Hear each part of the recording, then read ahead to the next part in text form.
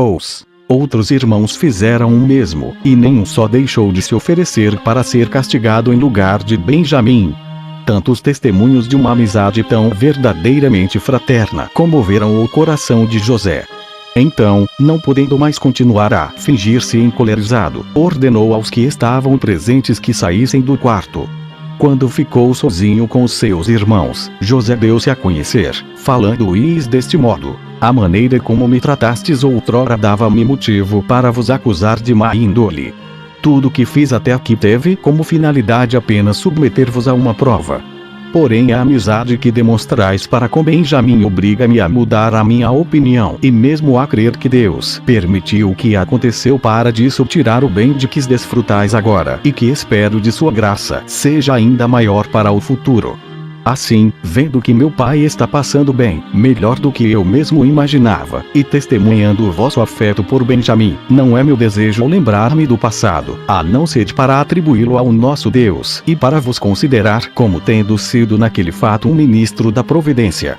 E, da mesma forma como o esqueço, quero que esqueçais também, e que este tão feliz acontecimento, fruto de um mau conselho, vos faça apagar o opróbrio de vossa falta, de modo a não vos restar desprazer algum, porque ela ficou sem efeito. Porque o desprazer de tê-la cometido vos causaria agora tristeza. Alegrai-vos, ao contrário, pelo que aprouve a Deus, realizar em nosso favor, e de imediatamente consolar o nosso Pai, para que a apreensão em que ele se encontra, por vossa causa, não o faça morrer sem que eu tenha a consolação de vê-lo. Porque a maior alegria que a minha fortuna me poderá conceder é torná-lo participante dos bens que possuo, pela liberalidade de Deus. Não deixeis também de trazer com ele as vossas esposas, os vossos filhos e os vossos parentes, a fim de que todos participeis da minha felicidade. E desejo tanto mais porque a carestia que nos aflige durará ainda 5 anos. José assim falou aos irmãos e abraçou-os a todos. Todos choravam. E os irmãos de José, não podendo duvidar da sinceridade do afeto que ele lhes manifestava e do perdão que lhes concedia, muito verdadeiro, tinham o coração ferido de dor e não conseguiam perdoar-se a si mesmos por havê-lo tratado com tanta desumanidade. Depois de tantas lágrimas derramadas, aquele dia terminou com um grande banquete. 79. O rei, que soubera da chegada dos irmãos de José, manifestou não menos alegria do que teria sentido por qualquer outra feliz ventura que lhe sobreviesse.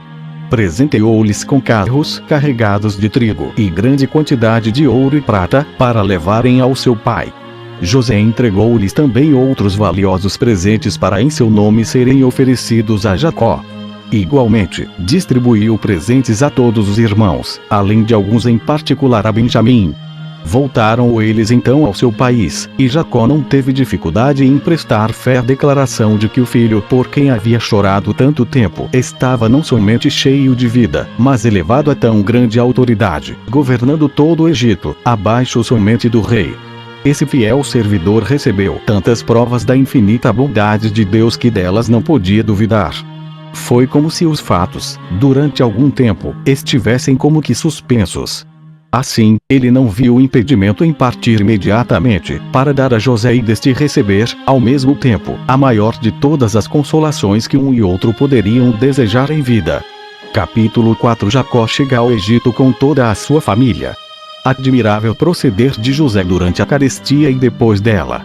Morte de Jacó e de José. 80. Gênesis 46.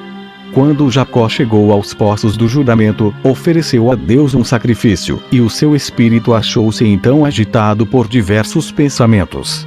Isso porque, de um lado, ele temia que a abundância do Egito tentasse os filhos a permanecer lá e os fizesse perder o desejo de voltar à terra de Canaã, da qual Deus lhe prometera a posse, atraindo assim a cólera divina, por terem ousado mudar de país sem consultar ao Senhor. Por outro lado, ele temia morrer antes de ter o consolo de ver José. Adormeceu com essa amargura, e Deus apareceu-lhe em sonhos, chamando-o 2 vezes pelo nome. Jacó perguntou quem era, e Deus respondeu-lhe: Como? Jacó. Não conheceis o vosso Deus, que continuamente vos tem assistido e a todos os vossos predecessores? Não fui eu que, contra o desígnio de Isaque, vosso pai, vos fiz chefe de vossa descendência. Não fui eu que, quando foste sozinho para a Mesopotâmia, vos providenciei um casamento vantajoso, vos tornei pai de vários filhos e vos fiz voltar repleto de bens? Não fui eu que conservei a vossa família e que, quando pensáveis o haver perdido, elevei José a um tão alto grau de poder que a fortuna dele iguala quase a do próprio rei do Egito?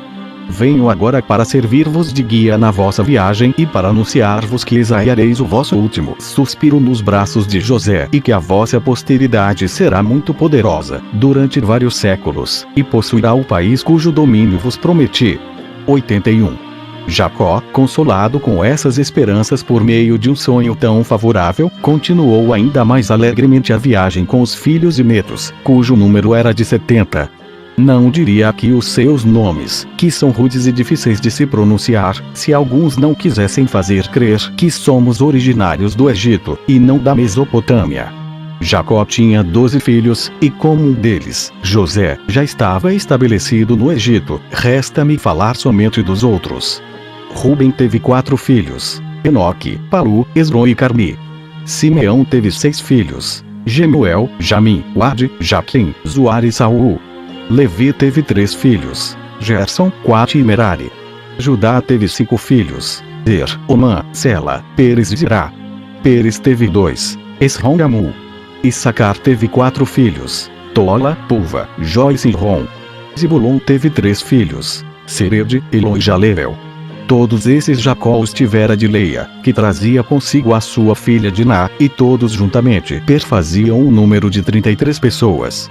Jacó, além disso, teve 2 filhos de Raquel, José e Benjamim. José tivera 2 filhos, Manasses e Efraim. Benjamim teve 10, Bela, Bequer, Asbel, Gera, Naamã, Ei, Rons, Mupim, Upim e Arde.